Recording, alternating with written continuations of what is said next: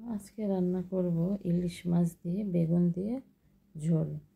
যদিও ইলিশ মাছ ও বেগুনের ঝোল সবার ঘরেই করা হয়, তো তারপরেও আমি রান্নাটি শেয়ার করব আপনাদের সঙ্গে। আজকে রান্না হচ্ছে ইলিশ মাছ দিয়ে বেগুন দিয়ে ঝোল। ইলিশ মাছগুলো প্রথমে অল্প আঁচে একটু ভেজে নিব, মানে পোড়া বেশি পুড়বো না।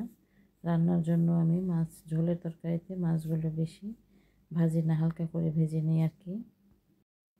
তো মাছগুলো আমার উল্টিয়ে দিচ্ছি আর কি, উল্টিয়ে পাল্টিয়ে ভালো করে ভেজে নেব। আর তারপরে হচ্ছে যে আমি অন্য একটা চুলায় কড়াই দিয়ে দিয়েছি, পাতিল দিয়ে দিয়েছি। পাতিলে আমি প্রথমে পেঁয়াজ দিয়ে দেব। তো মাঝে মধ্যে কিন্তু আমার এই রান্নাটা আপনারা আমার পেঁচে দেখবেন যে তেল দেওয়ার আগেই পেঁয়াজ দিয়ে পেঁয়াজটা একটু হালকা করে পোড়া পোড়া করে নিই, তারপরে তেল দিই। তো এই রান্নাটা কিন্তু খেতে ভালো লাগে এবং আমি মাঝে মধ্যে করি। তো এই তো সরিষার তেল দিয়ে দিলাম।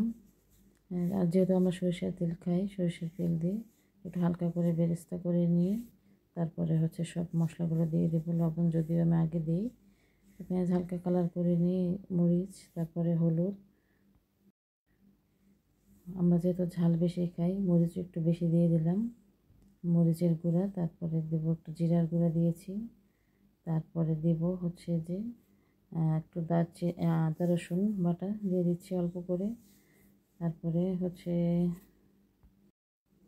তো সব কিছু হলুদের গুঁড়াও দিয়েছি, দিয়ে আবার আমি একটু কষিয়ে নিচ্ছি পানি দিয়ে, কারণ মশলা ভালো কষালেই তরকারিটা স্বাদ বেশি হবে।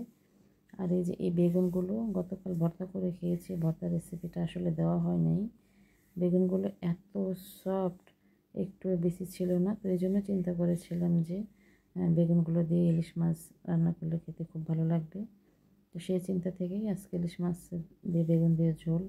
তো বেগুনগুলো কষানো হয়ে গিয়েছে, আর লাইটের কারণে কালারটা মাঝে মাঝে ডিপ আসছে। তো সুন্দর কিন্তু একটা কালার আসছে, আর এই বেগুনগুলো খুব দ্রুত সিদ্ধ হয়ে যাচ্ছে।